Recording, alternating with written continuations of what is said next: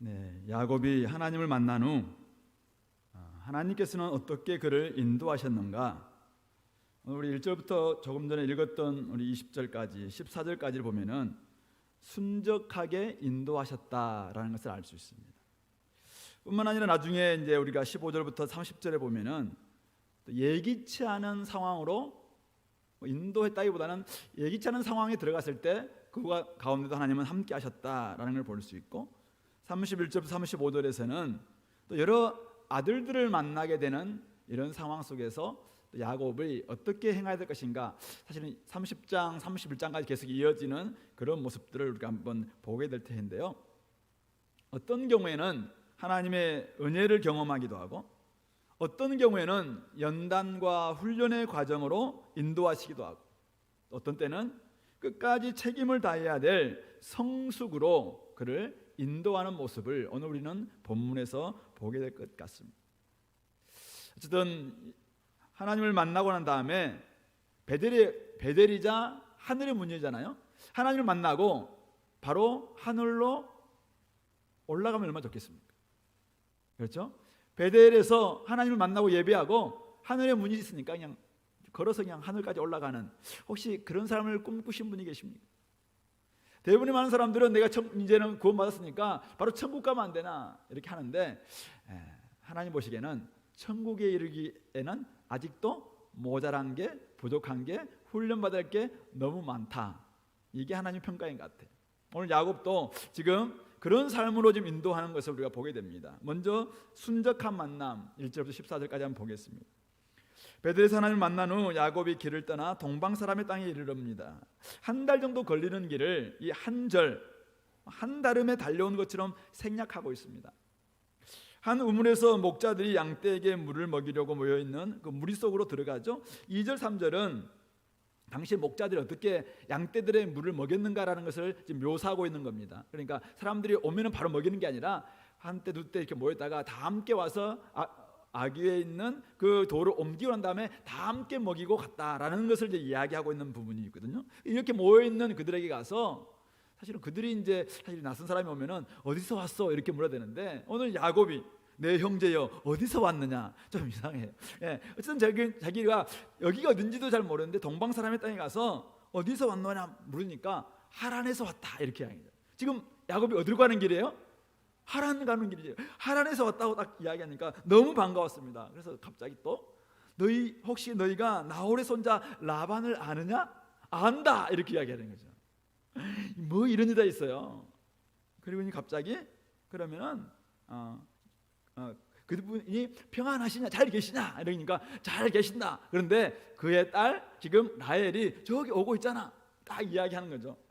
너무나 사실 야곱은 이때 얼마나 전율 마음에 소름이 끼치지 않았을까 생각을 합니다. 어쨌든 야곱은 외삼촌의 딸 라헬과 외삼촌의 양을 보고 나아가서 시키지도 않는데 우물 아귀에서 물을 돌을 옮기고는 양떼에게 물을 먹이고, 라헬이 가서 막 입 맞추고, 이 라헬이 지금 얼마나 놀랐을까요? 입 맞추고 막 소리내서 막 우는 거예요. 웬 남자가 갑자기 자기 앞에 와서 입 맞추더니 막 울 때 도대체 지금 이 남자는 뭐냐 이거지.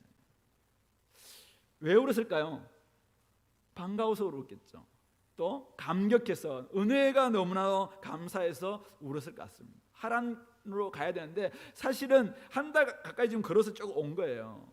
그런데 도대체 어디로 가야지 이 밧단 아람에 있는 라반을 만날 것인가 생각하고 있는데, 갑자기 하란에서 온 사람들을 만나게 되고 라헬까지도 만나게 됐을 때 얼마나 감격했습니까? 야곱은 그때서야 자기 소개를 하죠. 너의 아버지의 생질이고 조카이고 리브가 너의 고모 리브가의 내가 아들이다 라고 이야기를 하는 것이죠. 그렇게 하니까 라헬이 달려가서 자기 아버지 라반에게 알립니다. 그래서 라반은 달려와서 그냥 달려가고 달려오고 지금 바쁩니다. 자신의 조카 야곱을 영접하고 또 입맞추면서 자기 집으로 인도하여 드리죠. 이때 야곱은 자초지종, 지금까지 있었던 모든 일들을 다 알립니다. 라반은 참으로 네가 내 혈육이구나 라고 하면서 반가이 맞아들입니다. 하나님을 믿고 난 다음에 이런 만남, 너무나 우연 같고 너무나도 뜻밖이고 너무나도 갑작스러운 만남이지만은 사실은 하나님의 인도함 가운데서 이렇게 이루어진 순적한 만남이다라는 것을 우리에게 보여주고 있는 대목입니다. 고향을 떠날 때만 해도 처음 가는 길이기 때문에 얼마나 불안했겠습니까? 아니, 루스라는 곳에서 돌베개를 베고 잠을 청할 때만 해도 도대체 자기가 어디로 가야 될지, 어디서 라반을 만나야 될지 얼마나 두려웠을까요?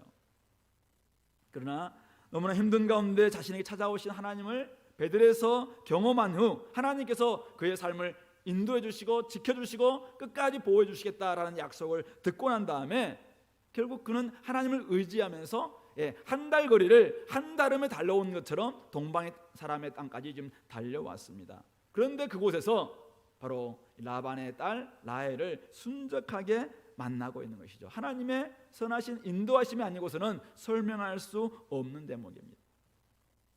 좋은 사람, 좋은 환경, 좋은 공동체, 좋은 형제자매들, 좋은 직장과 앞날 순적하게 풀렸다면은 그것은 당연히 하나님의 인도라고 아니할 수 없습니다. 그럴 때마다 우리는 감사하고 반갑고 울면서도 하나님의 은혜를 되새기곤 하는 것이 바로 성도의 당연한 도리겠죠. 오늘 이 라헬과의 첫 만남, 또 라헬을 통해서 듣고 달려온 이 외삼촌 라반과의 만남, 하나님을 믿고 나아갔을 때 순조롭게 진행되는 하나님의 인도하심 그 자체라고 사실은 아니할 수 없습니다. 따라서 오늘 우리 삶은 하나님을 믿고 난 다음에는 우리 삶도 이러한 순적한 만남들이 종종 있다는 사실, 여러분들은 한번 여러분들의 영적 감각을 한번 세우고 한번 생각해 보시기 바랍니다. 여러분들의 지금 믿음의 행보는 어떻습니까? 야곱의 경우 동방 사람의 땅에 이르렀을 때만 해도 과연 이르기 전만 해도 과연 어디로 가야 될까? 어디 가면 외삼촌을 만날 수 있을까? 누구에게 물어봐야 될까? 얼마나 고민하면서 여기까지 오지 않았겠습니까? 하지만 하란에서 온 사람들을 만나고 또 아버지 양떼를 몰고 오는 라헬을 만나고, 모르겠습니다. 사실은 여기까지 오면서 몇 번이고 혹시 하란으로 가는 길이 어디입니까? 혹시 라반을 아세요? 계속 물으면서 왔는지 잘 모르겠어요. 그러나 성경은 기록하고 있지 않습니다. 그러나 어쨌든 야곱은 지금 라헬과의 만남을 통해서 그가 가기로 했던 외삼촌의 집에 무사히 당도할 수 있었다는 것이죠. 여기까지 순적하게 인도해 주신 하나님의 은혜, 바로 그것이 오늘 우리가 믿음 이후에 하나님이 우리 삶을 선하게 인도하실 때 우리의 삶을 이끄시는 하나님의 방식입니다. 어떻게 해야 될지 막막하고 어디로 가야 될지 감을 잡을 수 없는, 하나님을 믿긴 믿었지만은 앞길이 너무나도 불투명하게 보이고 그러면서 여러 가지 자기 나름대로 시도를 해보기도 하죠. 그러나 그럴 때마다 하나님은 우리 삶 가운데서 여러 사람들을 뜻밖의 우연 같은 그런 만남들을 통해서 오늘 여기까지 우리의 삶이 이어져 왔다는 사실을 기억하시기 바랍니다. 저희 삶도 그래요. 사실은 대학 시절 때 그렇게 갈등하고 하나님 앞에서 이제 결단하고 난 다음에 어디로 가야 될까 굉장히 고민했었습니다. 무엇을 해야 될까? 도대체 앞날 내가 무엇을 가지고 하나님께 영광을 올려드릴까? 이런 고민이었습니다. 그럴 때마다 저에게는 좋은 분들이 참 선배님이 계셨고 목사님이 계셨고 간사님이 계셨고 또 그러면서 좋은 공동체를 만나게 되었고, 그렇게 해서 한 14년 전에 주은혜 교회 저기 동원 빌딩 그 앞에 주차장 빌딩이죠. 거기서 새벽 기도 때 와가지고 괜히 하룻밤 자는 바람에 박 목사를 만나게 되고, 그렇게 해서 또다시 KTX 통해서 서울역에서 한번 만나게 되고, 그렇게 해서 여기까지 오게 된 거예요. 잘못된 만남인가요? 어쨌든 간에 여기까지 오게 된 만남들 가운데는 우리 가운데 그때마다 만남이 중요한 만남들이 있어요. 이 만남은 다음의 행보를 이어줄 수 있는 발판이자 도약대가 될 수 있다는 사실이죠. 그러므로 오늘 우리가 만나고 있는 이 만남들이 소중한 만남이고 하나님께서 순적하게 만났다면 그것이 하나님의 은혜라는 사실을 놓치지 말아야 됩니다. 우리 인생길에는 선하신 하나님의 인도가 있습니다. 순적한 만남이 예비되어 있습니다.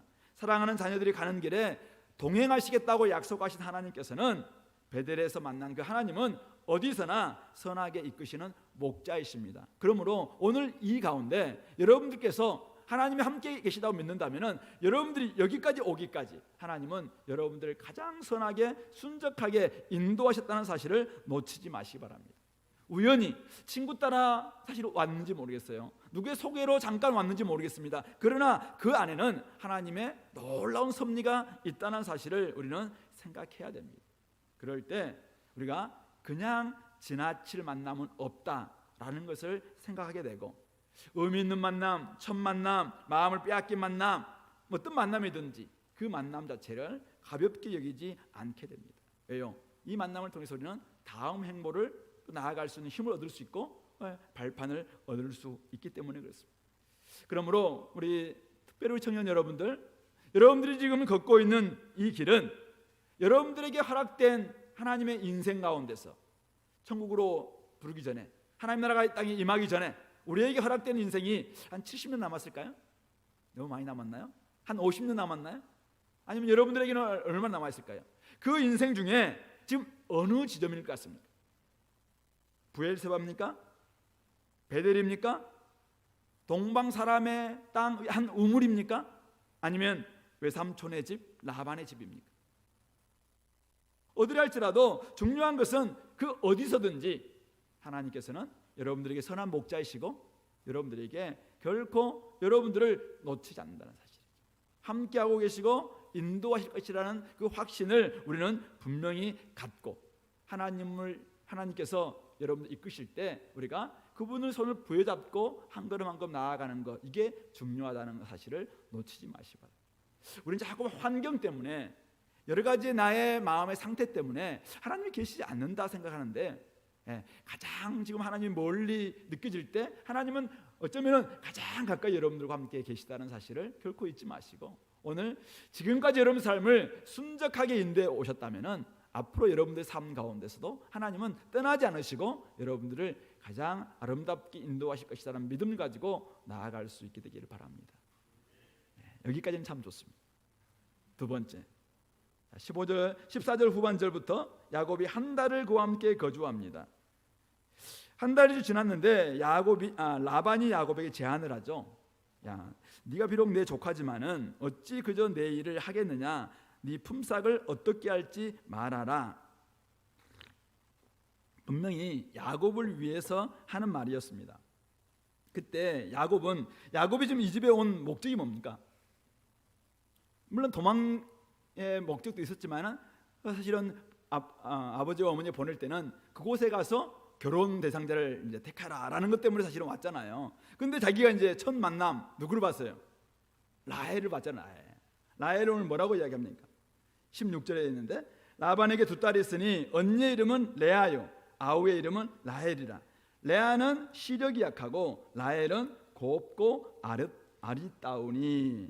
그래서 야곱이 라헬을 더 사랑함으로 대답하되, 내가 외삼촌의 작은 딸 라헬을 위하여 외삼촌에게 7년을 섬기리다. 이렇게 이야기하고 있습니다.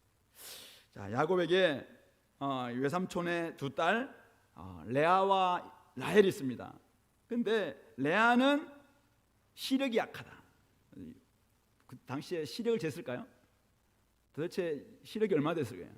1.5 안 됐을 거고 한 0.7 그런 의미일까요? 시력이 약하다. 우리 성경에는 시력이 약하다 이렇게 나와 있는데, 표준서번역에는 눈매가 부드러웠으며 이렇게 나와 있습니다. 그래, 조금 다른 의미가 있다는 거예요. 우리 NIV에서도 델리키트라는 단어를 쓰고 있는데, 굉장히 이 눈매 자체가 사실은 굉장히 섬세했다라는 의미를 가지고 있습니다. 그러니까 이 여인은, 레아는 보는 것에 있어서 굉장히 섬세하고 그런 부분에 있어서 눈매가 초롱초롱하고 아름다웠다, 이런 의미입니다. 그런데 반면에 라헬은 표준세 번역에 몸매가 아름답고 용모도 예뻤다 이렇게 나와 있습니다. 근데 우리 번역에서는 이제 곱고 아리따우니. 자, 형제들이 한쪽은 눈매가 아름답습니다. 한쪽은 몸매가 아름답습니다. 누굴 택하죠? 영적인 사람, 굉장히 영적으로 지금 신앙이 굉장히 좋아요. 보는 눈이 분명합니다. 누굴 택하죠? 우리 앞에 있는 형제. 내가 형제들한테 물을 100에 100 다 눈매를 보나요? 다들 몸매와 용모를 보면서 이제 택하는 거잖아요. 거기서부터 잘못되기 시작하는 거예요. 수많은 저를 비롯한 저는 아니에요. 수많은 사람들이 거기에서 자꾸 넘어가는 거죠. 저는 잘 택했어요. 잘 택했어. 저는 눈매와 용매와 다 본 거예요. 다 본 거. 예, 다 보고 택하기 때문에 네, 그래서 수습이 안 되는데 그래서 어쨌든 외삼촌의 작은 딸 라헬을 위해서 7년을 섬기겠다라고 대답을 합니다. 7년을 섬기겠다. 라헬을 사랑함으로. 근데 당시에는 이제 왜 이렇게 7년을 섬겼냐 하면은 원래 그 신부를 데려오기 위해서는 신부값, 지참금이 필요했거든요. 근데 사실은 지금 야곱은 아무것도 없잖아요. 원래 신랑의 가족들까지 가서 지참금을 주고 사실은 신부를 이렇게 좀 데려와야 되는데 아무것도 없어요. 그래서 지금 야곱이 7년을 섬기겠다. 이걸 계산해 보니까 평소의 지참금보다 약 2배 가까이 된다라고 이렇게 이야기를 합니다. 어쨌든 지금 야곱은 이미 하나님 만나서 좀 바뀌었어요. 그리고 옛날 같았으면 장사를 가지고 막 됐으면 적게 주려고 하겠죠. 그러나 이미 마음이 굉장히 좀 후덕해졌을 뿐만 아니라 라헬이 너무나 예뻤잖아요. 그러니까 라헬을 사랑함으로 나중에 보세요. 7년 동안 라반을 섬겼으나 그를 사랑하는 까닭에 7년을 며칠 같이 보냈더라. 이게 사랑의 힘이죠. 예, 사랑하는데 7년이 뭐가 문제입니까? 7년이 뭐. 그래서 그냥 7년을 섬기겠다 이렇게 이야기한 거예요. 그래서 라반은 뭐라고 이야기하면은 그를 타인에게 주는 것보다는 나으니 그렇게 하겠다. 사실은 누굴 주겠다라는 것을 정확히 이야기하지는 않지만은 어쨌든 타인에게 주는 것보다 나으니 그렇게 하겠다 약속을 합니다. 근데 야곱이 이제 라반에게 7년이 지나서 라반이 찾아갑니다. 뭐라고 합니까? 내 기한이 찼으니 내 아내를 내게 주소서 내가 그에게 들어가겠나이다. 결혼하겠습니다. 이렇게 이야기를 했습니다. 그래서 라반이 사람들을 다 모아놓고 이제 결혼잔치를 벌이는 거죠. 사람들 다 잔치하고 저녁에 누구를 보냈어요? 그의 딸 레아를 야고보에게로 들여보냅니다. 야곱은 첫날 밤을 보내고 자기가 사랑했던 라헬이 아니라 레아가 자기 앞에 있다는 사실을 알게 됩니다. 왜 이렇게 몰랐을까? 좀 몇 가지 우리가 생각해 볼 수 있어요. 신부가 그 베일을 썼기 때문에 얼굴을 잘 모를 수도 있고, 요즘처럼 전기불이 없었기 때문에 밤에 어두운 밤이잖아요. 그러니까 모를 수도 있었고, 그리고 이미 또 술로 아마 결혼식이었기 때문에 술도 좀 먹었을 것 같아요. 그래서 아마 그것 때문에 좀 그랬고, 그리고 이미 이제 확신했기도 하지. 설마 이렇게 속일 거라고 누가 생각을 해요. 근데 그렇게 해서 아마 몰랐으라고 생각해요. 그런데 아침에 일어나 보니까 자기 앞에 라헬이 아니라 레아가 딱 있는 거죠. 분노할 수밖에 없었어요. 그래서 라반에게 찾아가 따집니다. 어찌하여 내게 이같이 행할 수 있나? 외삼촌이 어찌 나를 속일 수가 있느냐? 25절에서 이렇게 이야기합니다. 라반은 언니보다 아우를 먼저 주는 것 이 지방 풍속 맞지 않다 이유를 댑니다. 그러면서 레아와 7일간의 초래 기간을 채우면은 라헬도 주겠다. 그리고 당시에 결혼 시기 일주일이거든요. 일주일 동안 잔치를 벌이는데 그때 일주일 동안 이제는 이 초래를 해야지 결국 두 사람이 연합하게 되는 것이고 친밀해질 수 있기 때문에 그 7일 동안을 보내면은 레아와 함께 이제 결혼 생활이 되는 거예요. 그렇게 보내면은 라헬도 주겠다 이렇게 이야기를 하죠. 그리고 난 다음에 할 말이 7년을 동안 더 섬겨라. 라헬의 신부값으로서도 7년을 더 섬겨라 라고 요구를 합니다. 이때 야곱은 그대로 7일을 채웠고, 그리고 레아와 초래 기간을 보냈고, 그리고 라헬을 아내로 얻어서 그 다음에 우리 30절 보시면은 레아보다 라헬을 더 사랑하여 다시 7년 동안 라반을 섬겼더라 이렇게 되어 있습니다. 야곱은 거짓과 속임수로 장자권과 축복을 얻어낸 사람입니다. 하나님께서는 그를 찾아오셨고 그를 끝까지 지켜주시겠다라고 약속했습니다. 그리고 여기까지 오기까지 순적한 만남을 통해서 하란까지 왔습니다. 수단과 방법 가리지 않고 쟁취했더니 하나님께서 결국 승자의 손을 들어주셨구나라는 것을 오해할 수 있습니다. 야곱은 첫 만남에서부터 반했던 아름다운 여인, 아름다운 사촌 라헬을 사랑해서 7년을 기꺼이 섬기겠다고 말했습니다. 인생이 자기 마음 먹은 대로 되는 것 같습니다. 그래서 그는 21절에 내 기한이 찼으니 내 아내를 달라 내가 들어가겠다. 다 내가 라고 이야기하면서 자기가 주도적으로 이렇게 하겠다라고 말하고 있습니다. 하지만 야곱은 아직 인생을 제대로 알지 못했습니다. 세상에는 얼마나 많은 거짓과 속임수가 있는지, 가장 가까이 있는 외삼촌마저 자기를 속일 줄은 몰랐습니다. 라반은 예전의 야곱과 같은 거짓과 속임수의 사람이었습니다. 그것도 단수가 야곱보다 훨씬 높은 고단수였습니다. 지난날 그가 형과 아버지를 속이고 축복을 가로챘던 그 모습처럼 오늘 라반은 분명히 레아를 주겠다, 라헬을 주겠다, 사실은 언급을 조금 두리뭉실하게 합니다. 그리고는 레아를 들여보내고 그리고 다시 그에게 7년을 요구하고 라헬을 보내는 이런 사실은 굉장히 꼼수를 쓰고 있는 것이죠. 뜻대로 가고 싶은 대로 갖고 싶은 대로 사실은 우리는 원하는 사람을 다 원하는 삶, 원하는 모든 것 다 얻는 것이라고 생각할 수 있습니다. 사실은 그렇게 인생을 생각하다가는 헤아려의 삶 큰 코 다칠 때가 많습니다. 우리 주변에는 사기꾼 야곱과 같은 사람들, 야곱을 속이고 있는 라반과 같은 사람들이 널려 있기 때문에 그렇습니다. 라반은 하나님을 만나기 이전에 야곱처럼 욕심대로 사는 사람이기 때문에 그렇습니다. 약속을 얼마든지 뒤집는 사람이었고 명분을 내세우기만 한다면 욕심을 위해서 얼마든지 사람, 자기의 딸까지도 이용할 수 있다라고 생각하는 사람이죠. 겉모습은 젠틀하지만은 속은 욕심으로 가득한 사람, 자신의 배가 신인 사람, 욕망으로 모든 것을 결정하는 사람. 오늘날 사실은 정부나 또 우리 여러 사회에서 여러 가지 정책을 만들어내고 하지만은 사실은 인간의 욕망을 이길 수는 없어요. 어떤 것을 낸다 할지라도 인간의 욕망을 이길 수 있는 정책은 사실 없습니다. 어떤 도덕도 인간의 욕망을 이길 수 없습니다. 따라서 성령으로 다스리지 않고서는 욕망이 승리할 수밖에 없는 게 이 땅에서 삶입니다. 오늘 그런 모습이죠. 야곱은 지난날의 속임수와 잘못을 돌아볼 기회로 삼을 수밖에 없다는 것이죠.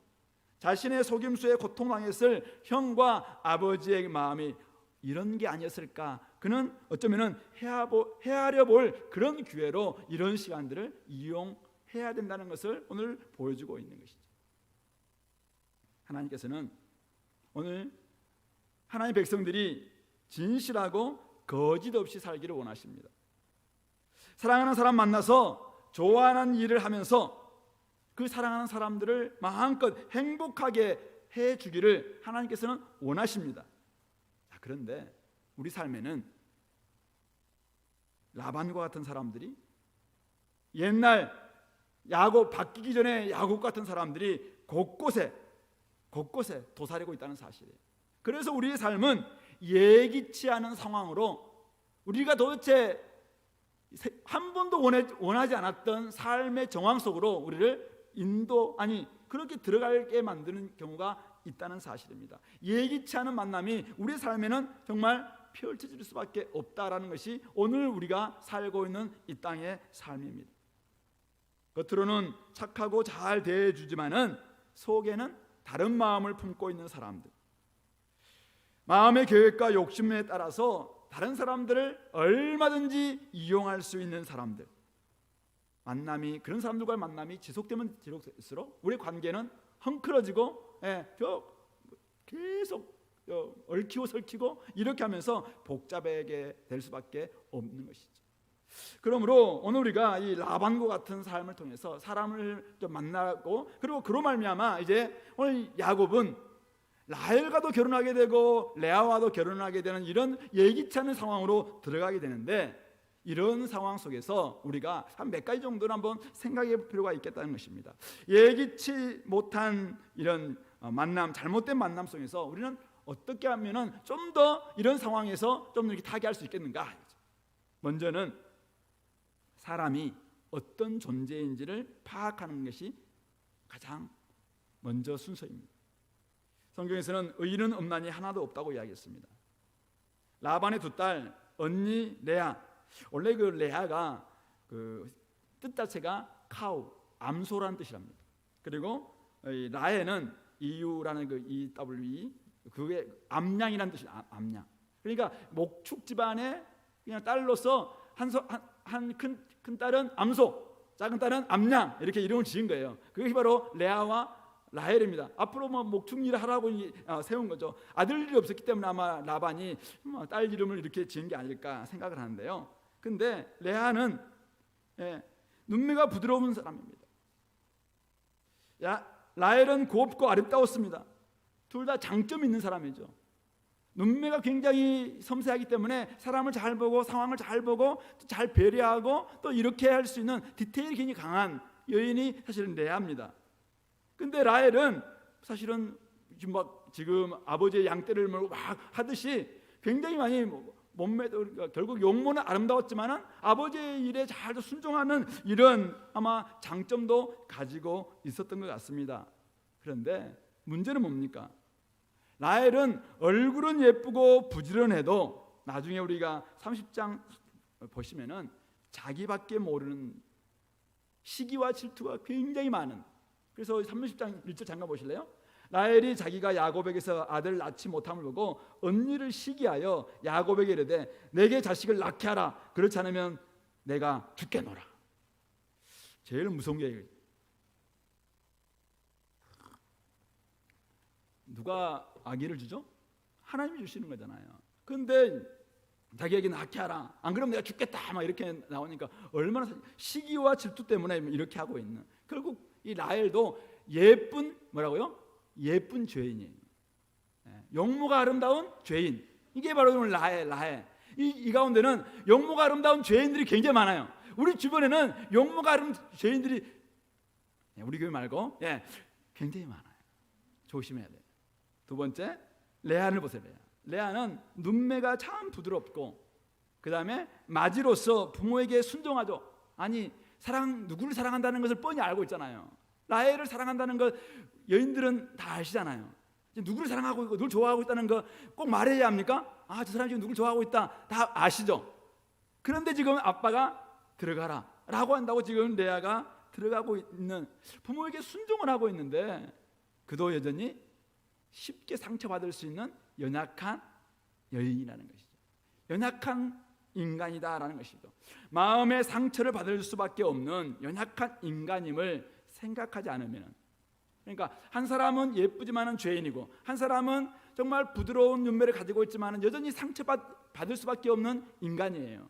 이것을 안다면은 사실은 지금 이런 상황 속에서 우리가 어떻게 해야 될 것인가, 이게 조금 설 수 있잖아요. 근데 이런 상황이 갑자기 지금 이 야곱 앞에 펼쳐진 거예요. 예기치 않은 상황으로 딱 들어오니까, 그러니까 자기가 자기의 마음대로, 자기의 생각대로, 자기의 감정대로 그냥 나가는 거죠.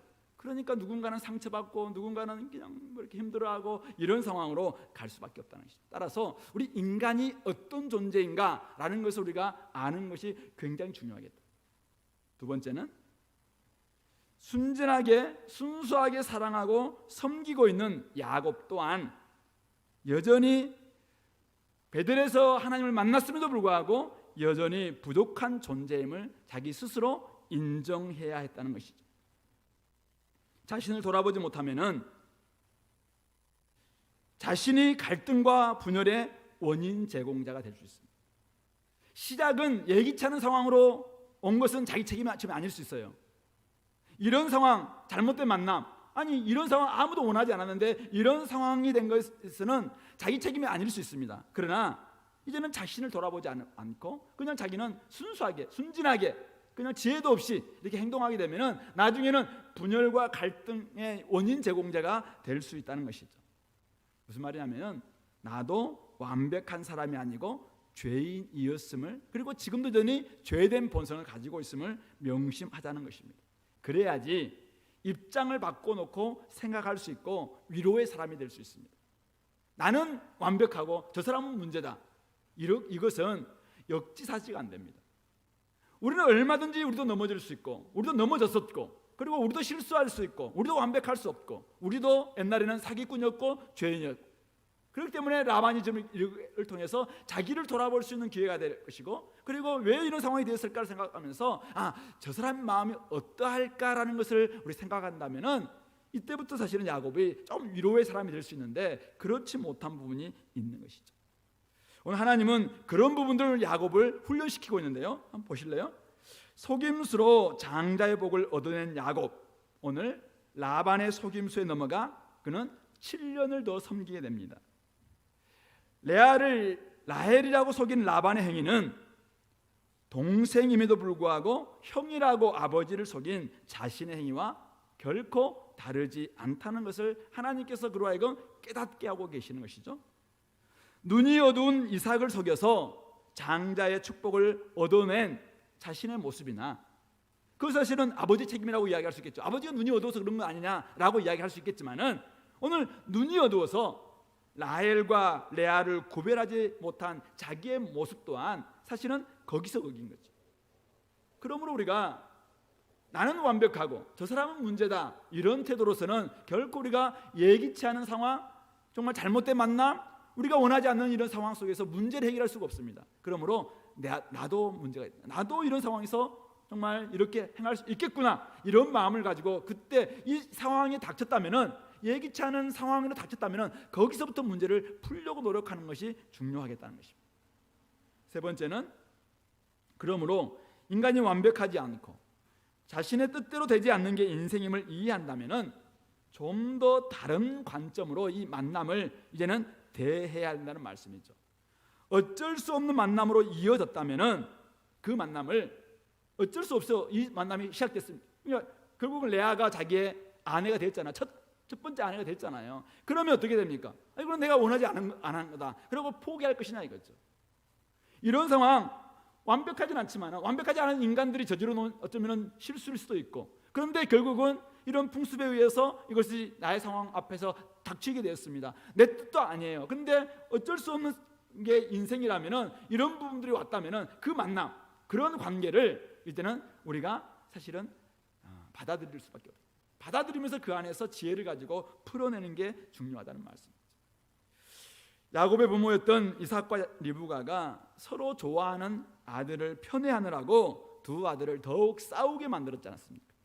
근데 오늘 야곱도 결국 이 상황을 자기는 도대체 받아들일 수가 없으니까 어떻게 됩니까? 라헬을 편애합니다.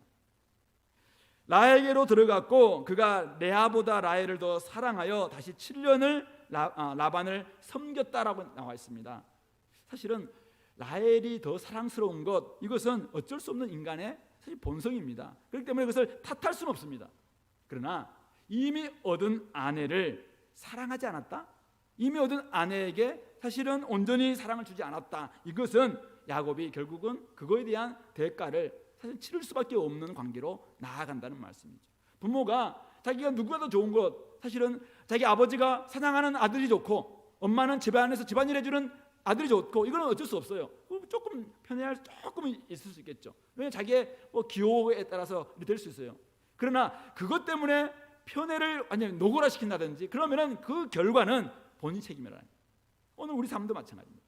우리 가운데서 우리가 우리 본성상 이렇게 할 수 있는 성향들이 있습니다. 근데 그것을 이겨내야 돼요. 그것을 죽여야 됩니다. 그런 가운데서 우리가 만들어진 관계 속에서는 이제는 우리가 해야 될 역할들을 감당해야 되는데 하지 않게 되면은 그 대가가 그대로 돌아오게 된다라는 것을 우리로 하여금 지금 교훈하고 있다는 말씀이죠. 한마디로 말해서 예기치 않은 만남, 잘못된 만남은 수동적으로 주어집니다. 그렇지만 내가 더 잘못되게 만들 수 있는, 능동적으로 내가 더 잘못되게 만들 수 있는 이런 나의 책임, 나의 이런 부분도 있음을 우리는 늘 기억해야 됩니다. 그러니까 내가 방치한다든지 내가 방관한다든지 내가 그것을 그냥 이용한다든지 이렇게 할 때는 훨씬 더 수동적으로 주어졌던 이런 상황 속에서 훨씬 더 일을 복잡하게 만들고 문제를 더 꼬이게 만들 수 있겠다라는 것을 우리 기억하는 것이죠. 나로 시작된 것은 분명히 아닙니다. 하지만 나로 말미암아 상처를 받게 된다면 그 책임은 결국 나에게 있다라는 사실을 우리는 인정해야 될 것입니다. 결국 하나님의 인도를 받고 찾아온 이곳에서도 우리가 오늘 야곱이 성숙되지 못하니까 이런 경우가 좀 생기고 있는 거잖아요.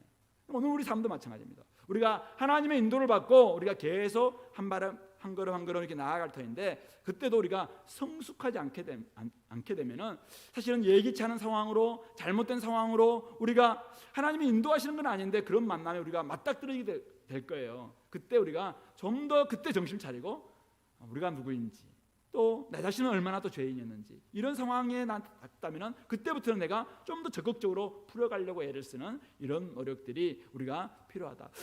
하나님은 결국 합력해서 이것을 훈련과 연단의 과정으로 만들어 가시긴 하지만은 훨씬 더 이것을 단축시키기 위해서는 우리가 미리 이것을 정말 지혜를 가지고 풀어가는 게 중요하겠다라는 것을 생각해 봅니다. 마지막으로 31절부터 35절인데요. 이런 상황에서 여호와 하나님께서 개입하시죠. 오늘 31절 우리 같이 한번 읽어볼까요? 31절 말씀 시작.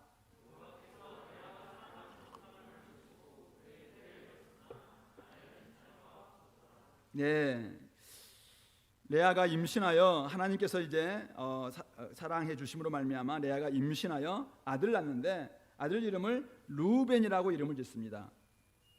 뜻이 뭐냐면은 보라 아들이다, 이런 뜻입니다. 참 아픈 이름입니다. 저희 어머님이 저를 이제 7번째, 저는 우리 9남매 중에 제가 7번째거든요. 그러니까 저희 아버님이 독자세요. 그러니까 할아버지가 독자인 아이의 남편의 이제 시집을 왔으니까 빨리 아들 보고 싶어. 옛날에는 농경 사회고 그러니까 이제 아들이 정말 그 아들이 좋다고. 지금 아들이 정말 사고치고 그러는데, 예. 근데 딸 낳은 거예요. 그러니까 얼마나 구박이 심했는지 몰라요, 어머니가. 그리고 우리 형님을 낳았어요. 그러니까 형님이 낳고는 온 동네 그냥 정말 이렇게 잔치하고 자랑하고 막 이렇게 다녔더라. 근데 또 딸 낳았어요. 그러니까 또 뭐 어머니가 막 힘들었는데 또 저를 낳고 아들. 그리고 제 밑에 할머니 더 놀라다가 딸 10명은 채울 수 없다 해가지고 9수로 끝냈는데, 네, 어쨌든 간에 이게 우리 형님을 놓고는 정말 너무나도 막 서러웠던 모든 서러움들이 다 흘러내리면서 정말 그때 기뻤다는 이야기를 몇 번 이렇게 어머님이 하시더라고요. 오늘 저는 이 레아의 보라 아들이다, 이 말이 우리 어머니의 그 말처럼 들렸어요. 뜻은 뭐냐면은 여호와께서 나의 괴로움을 돌보셨으니 이제는 내 남편이 나를 사랑하리로다. 내가 보라 아들이다, 이제는 우리 남편이 나를 사랑할 것 아니냐, 이런 이름을 가지고 있는 이름이 루벤입니다. 다시 임신하여 아들을 낳습니다. 시므온입니다.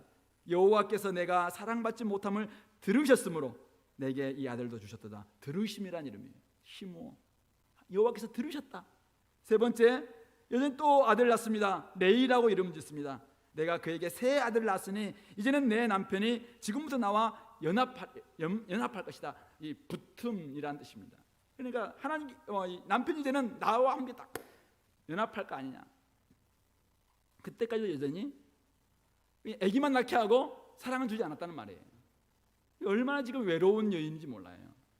여전히 아프고 슬픈 이 레아의 마음이 다 느껴지는 그런 이름입니다. 그런데 사실 여기에는 다들 하나님께서 이렇게 하셨다라는 신앙이 들어있는, 사실 레아가 신앙인이다라는 것을 알 수 있는 그 이름을 지었습니다.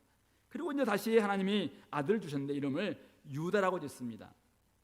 유다, 찬양이라는 이름입니다. 우리 교회 찬양이 있죠, 찬양. 예, 유다 찬양입니다. 예, 이때 내가 이제는 여호와를 찬송하리로다라는 이런 마음으로 유다라고 이름을 지었다라고 이야기하고 있습니다. 지금까지는 루벤을 짓고 시므온을 짓고 레위를 질 때만은 누굴 바라본 거예요?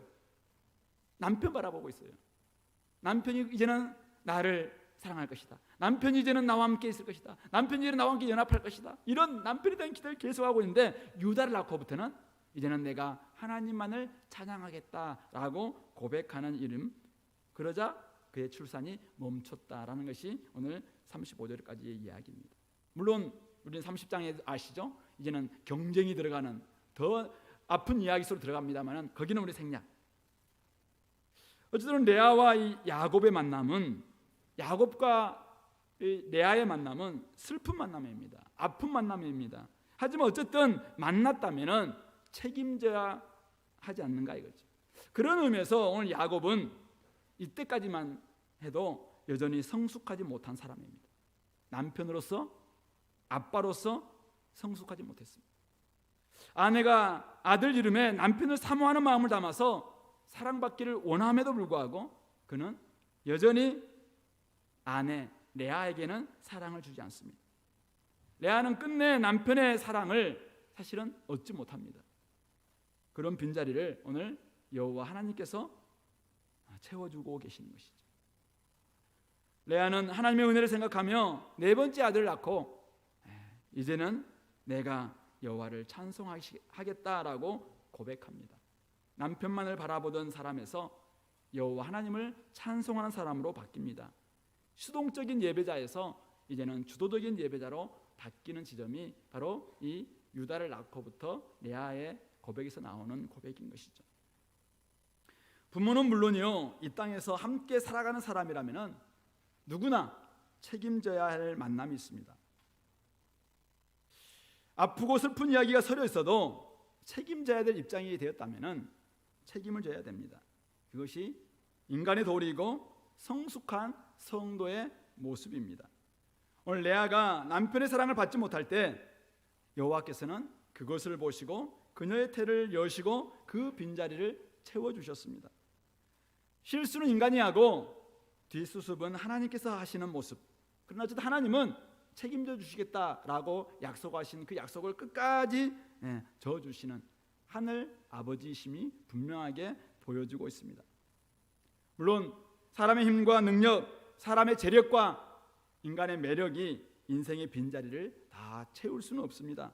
오직 하나님만으로 채울 수밖에 없는 그런 부분이 우리 인간에게는 분명히 있다는 사실을 우리는 놓치지 말아야 됩니다. 그래서 오늘 레아가 마지막에 이제는 인간에게 기대하기보다는 비록 남편이라 할지라도 남편마저도 나를 채울 수 없다면 이제는 내가 여호와 하나님을 찬송하겠다라고 했던 이 태도는 필요합니다. 아무리 기도하고 기대해도 뭐 얻을 수 없다면 사실은 이제는 빨리 접고 하나님께 전환하는 태도는 중요합니다. 하지만 중요한 것은 이거죠. 오늘 본문에서 이야기하는 바는 성숙한 사람이 되어 간다는 것은 무엇이냐 이거죠. 성숙한 사람이 되어 간다는 것은 야곱이 성숙으로 나아가는 길로 지금 나아가고 있다면은 그 성숙한 야곱이 된다는 말은 무엇인가? 지금 이렇게 두 아내가 생겼음에도 불구하고 아내에 대해서 무관심하고 아들이 지금 4명이나 낳았음에도 불구하고 아들에 대해서 책임지지 않는 이런 모습이 과연 성숙된 모습인가라는 것이죠.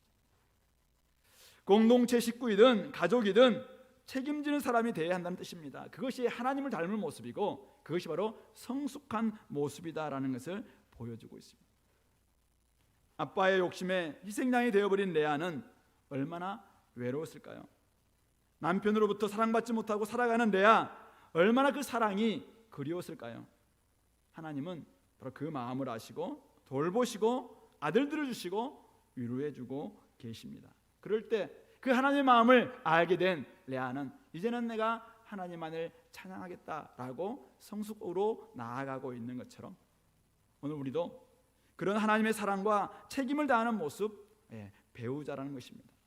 그래서 깊은 한숨과 애통이 없도록 늘 기뻐하며 감사하며 하나님을 찬양하는 사람이 되도록 우리 주변에 있는 사람들을 그렇게 돕는 그런 모습들이 결국 성숙한 그리스도인의 모습이고 책임지는 그리스도인의 모습이다라는 것을 말씀하고 있습니다. 이제 오늘 수련을 마치면서 우리 청년 공동체 여러분들에게 부탁드리는 것은 이것입니다. 여기까지 오면서 우리는 여러모로 하나님의 은혜도 받고 예기치 않은 상황 가운데서 또 여러 가지 상황도 우리가 만났을 것입니다. 그러나 어떻게든지 우리가 이런 상황에 우리가 들어왔습니다. 이런 가정에 왔고 이런 교회에 왔고 이런 직장에 있고 이런 상황으로 내가 지금 들어와 있습니다. 그러면은 내가 해야 될 역할이 뭐냐 이거죠. 책임을 져야 될 사람이 있다면은 책임져야 됩니다. 책임져야 될 일이 있다면은 책임을 져야 됩니다. 내가 감당해야 될 그 일이 있다면은 그것을 내가 감당해야 됩니다. 여기까지 왔으니 이제는 여기 있는 사람들 네가 책임져라. 그것이 성숙된 모습이다라고 하나님께서 말씀하고 계시는 것 같습니다. 하나님의 은혜 속에서 여기까지 이르게 되었으니 이제는 그 마음을 잘 살필 수 있어야 됩니다. 아마 여러분들이 지금 2박 3일 4일인가요? 네, 3일 동안 수련하면서 여러 사람들의 상황들 또 마음들 또 들었을 거라고 생각합니다. 한 번도 이야기해보지 못한 우리 지체들도 있을 것이고 또 사실은 누군가에도 이야기할 수 없었던 그런 이야기를 여러분들에게 또 들려준 경우도 있을 거라고 생각합니다. 또 아직도 청년부에 적응하지 못하고 와 있지만은 마음은 딴 데 가 있을 수도 있는 그런 지체들도 이 자리에 있을 수 있습니다. 그동안 한 번도 찬양할 수 없었는데 오늘 와서 찬양대 다 이렇게 찬양 인도자로 세워주니까 얼마나 아름답게 찬양하는 우리 형제 자매들 보면서 그동안 이들은 어디서 뭐 한 거야 라는 생각을 하게 됐는데요. 예, 그동안 이들이 얼마나 찬양하고 싶었을까 막 이런 마음이 좀 들어서 제가 이제부터는 주어진 거예요. 앞으로 책임져야 됩니다. 그런 것처럼 어쨌든 우리 안에는 사실은 누구도 말하지 못했던, 누구도 이렇게 어루만지지 못했던 그런 마음들을 가지고 있는 지체들이 우리 주변에 있다는 것이죠. 조언의 모습으로, 조장의 모습으로, 간사의 모습으로, 목사의 모습으로, 성도의 모습으로, 그리스도의 모습으로 이 자리에 와 있습니다. 그런 사람들은 모두 다 하나님의 돌보심과 이로하심이 필요한 사람일 수 있습니다.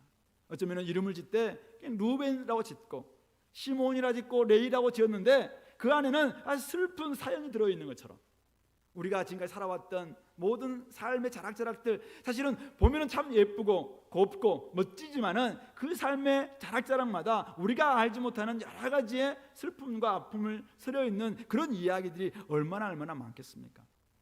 그런 사람들을 우리가 함께 만날 때 이제는 공동체에 함께 있다는 거예요. 그러면 내가 조장이라면 어떻게 될 것인가? 그의 이야기를 들었습니다. 우리는 책임을 져야 되죠. 그를 위해서 기도하고 격려하고 위로하고 하나님의 사람으로 나아갈 수 있도록 이제는 하나님을 내가 찬양하겠다라는 사람으로 나아갈 수 있도록 그를 이끌어주는 것, 이것이 우리가 감당해야 될 책임질로 믿습니다. 우리 그리스도인으로서도 이 땅에서 우리는 책임이 있습니다. 하나님이 왜 우리를 이 땅에 세워주셨습니까? 그것은 이 땅에 이 타락한 세상에 아직도 하나님을 알지 못하는 이 땅 가운데 우리로 하여금 책임질 일이 있기 때문에 우리를 이 땅에 세워주신 줄로 믿습니다. 우리는 시민으로서의 책임도 우리에게 있습니다. 그것을 우리가 제대로 감당할 때 영적 자녀들을 우리는 사실은 키울 수 있는 영적 부모가 될 수 있습니다. 그렇지 않으면 여러분들 영적 어린아이에 계속 머물 수 있고 영적 청년인 것 같아도 사실은 그냥 여전히 자꾸 받기만을 바랄 수 있는 이런 사람이 될 수 있습니다. 그러나 이제는 점점 우리가 성숙되어서 다른 사람들을 키울 수 있는 영적인 정말 부모가 될 수 있는 데까지 나아가기 위해서는 우리가 책임을 정말 질 수 있는 성숙으로 나아가는 데까지 나아갈 때 그 일을 감당할 수 있다고 저는 믿습니다. 구원 이후 성화의 과정은 우리가 원하는 방식이나 선호하는 삶이 아닐 수도 있습니다. 어떤 상황이 주어지든 주님의 뜻을 찾고 순종하여 주님을 닮아가는 과정이 성화의 과정입니다. 때로는 억울한 일과 실수가 생기고 이해할 수 없고 당황스러운 일이 우리 가운데 생길 수도 있습니다. 청년 시절 때는 그런 일들이 비일비재합니다. 실수 때문이기도 하고 다른 사람의 실수 때문이기도 하고 어쨌든 여러 가지 문제가 많이 생길 수 있습니다. 그러나 그런 가운데서도 도망치지 마시기 바랍니다. 그런 가운데서도 하나님의 성품을 닮아가는 훈련과 연단 과정으로 그 상황을 여러분들이 수납하시기 바랍니다. 그리고 다른 사람들을 용서하고 용납하고 이해하고 사랑하는 데까지 신의 성품으로까지 자라가는데 여러분들의 이 남은 기간들을 잘 쓸 수 있게 되기를 바랍니다. 옛 성품이 조금씩 깎이고 다듬어져서 새 사람의 아름다운 모습으로 성숙될 수 있는 것은 결국 그냥 구원받고 좀 이렇게 몇 번 찬양하다가 그냥 하나님 닮아가는 사람 되는 경우가 거의 없습니다. 이런 예기치 않은 상황, 우리가 이해하지 못하는 상황, 이런 상황 속에서 여전히 하나님 말씀으로 옛 성품을 다듬고 깎고 또다시 연단하고 훈련하고 이런 과정을 통해서 우리는 새로운 모습으로 바뀌는 거예요. 새로운 모습으로. 정과 끈을 통해서 계속 할 때 거기에서 멋진 작품이 나오는 것처럼 우리의 인생 속에서도 하나님께서 어떻게 우리를 다듬어가게 될 것인가, 이것을 한번 기대하시면서 결국 자신만을 위해서 살지 마시고 다른 이들을 책임지는 삶, 그래서 결국 화해하고 축복하는 삶으로 나아갈 준비, 감당하는. 사실은 야곱의 생애를 우리가 32장, 33장 쭉 더 했으면 좋겠는데 정말 우리 32장 목사님을 통해서 제가 설교하려고 했던 폐설교 말씀을 해주셨어요. 그래서 아시겠죠? 어디로 나가야 될 것인가? 결국 그가 하나님과 함께 싸우고 결국 거기에서 축복받은 이스라엘이 되고 분이엘 형의 얼굴에서 하나님 얼굴을 보는 것 같습니다 라고 입 바른 소리가 아니라 진짜 그런 화해의 사람으로 바뀌는 거예요. 용서의 사람으로 바뀌는 거죠. 그러나 거기서 마무리되는 것도 아닙니다. 그의 인생이 파란만장한 삶을 통해서 마지막 자기의 12 아들들에게 이제는 축복할 때 그는 정말 영적인 거장이 되는 거잖아요. 바로 앞에 가서 그를 축복하는 이런 사람. 결국 그리스도인들은 어떤 사람입니까? 하나님이 왜 우리를 그리스도인으로 불러주셨습니까? 우리가 잘 먹고 잘 사는 복 많이 받으라고 주셨나요? 아니에요. 온 땅과 온 민족과 열방이 바로 우리를 통해서 복 받기 위해서, 하나님의 복이 우리를 통해서 흘러가서 그들 또한 하나님의 복 안으로 들어오게 만들기 위해서 우리를 복의 통로로 불러주셨다는 사실. 결국 그가 야곱이 마지막 그 역할들을 감당하면서 하나님 품으로 가는 거잖아요. 결국 우리 인생이 바로 그것입니다. 그래서 이 기간을 여러분들이 그냥 아무렇게나 보내지 마시고, 힘든 상황, 예기치 않은 상황, 어려운 상황, 내가 기대하지 않았던 상황으로 나를 뭐라고 딸지라도 이곳에서 훈련받으시고 연단하시고 그런 가운데서 아름답게 성숙됨으로 말미암아 많은 사람들에게 진짜 용서와 화해와 치유와 축복이 무엇인지를 보여줄 수 있는 성숙된 책임지는 우리 청년들이 다 될 수 있기를 말씀으로 권면합니다. 같이 한번 말씀을 생각하면서 우리 한 가지만 놓고 말씀을 기억하면서 오늘 우리가 이런 모습으로 성숙되게 달라고, 훈련 기간, 연단 기간 내가 잘 사용해서 하나님이 기대하시는 그런 멋진 거룩한 청년으로, 거룩한 하나님의 사람으로 바뀌게 달라고, 하나님 나를 이끌어 달라고, 내가 주님을 놓치지 않겠습니다, 주님도 나를 끝까지 인도해 달라고 우리 같이 한번 한 목소리로 기도하겠습니다.